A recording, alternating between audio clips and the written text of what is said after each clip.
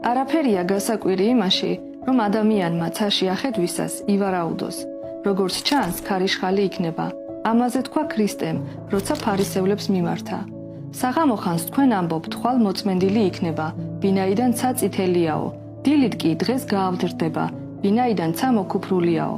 ცის პირის გამოცნობა შეგიძლიათ, დროის ნიშნის კი არა. როდესაც მეცნიერებმა სპეციალური მოწყობილობების დახმარებით გამოიკლიეს სხვადასხვა მოვლენები ატმოსფეროში, ისწავლეს ამინდის წინასწარ განსაზღვრა დიდი სიზუსტით. ამასთანავე ადამიანთა უმრავლესობა არ თulis საჭიროდ დროის დახარჯვას, რომ გამოიკვლიონ წმინდა წერილი, რომელიც შეიცავს ქრისტეს მეორად მოსვლისა და წუთისოფლის აღსასრულის ნიშნებს. დროდადრო ვრცელდება ხმები ქვეყნიერების აღსასრულის ზუსტი ვადის შესახებ.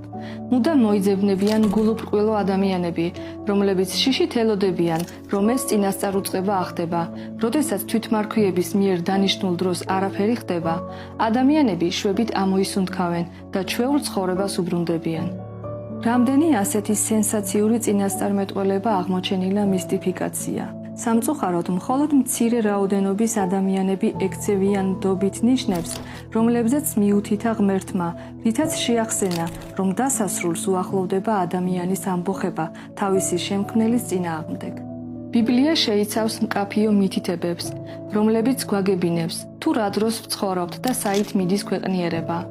ქრისტემ ჩამოთვალა მრავალი განსაკუთრებული ნიშანი, რომელთა მიხედვითაც შეგვიძლია ვიმსჯელოთ, რომ ბოლო ჟამი ახლოსაა და მისი მოსვლა კარზეა მომდგარი. უფალს არ სურს, რომ მოუმზადებლებს მოგვისწროს. მან მოგცა აუცილებელი ცოდნა, რათა მოვასწროთ საჭირო მომზადება უდიდესი მოვლენისთვის ქვეყნიერების ისტორიაში. ამ გაკვეთილის შესწავლა დაგეხმარებათ გავიგოთ, თუ როგორი იქნება წუთისოფლის აღსასრული და რა გავაკეთოთ, რათა მოვემზადოთ ქრისტეს მეორედ მოსვლისათვის. სოფლიო წარღვნამდე 120 წლით ადრე ღმერთი ადამიანებს აფრთხილებდა მომავალი კატასტროფის შესახებ. ბევრი უარს ამბობდა და ეჯერებინა, რომ ასეთი რამ საერთოდ შესაძლებელია მოხდეს. ნოე ერწმუნა ღმერთს და შეეცადა სხვების დაერწმუნებინა, რომ ღვთის სიტყვები ახდება. მან თავისი რწმენა საქმით გამოამჟღავნა და უზარმაზარი ხომალდის შენებას შეუდგა. მხოლოდ 8 ადამიანმა იზრუნა თავის გადარჩენაზე, როცა ღმერთის რჩევებით ისარგებლეს.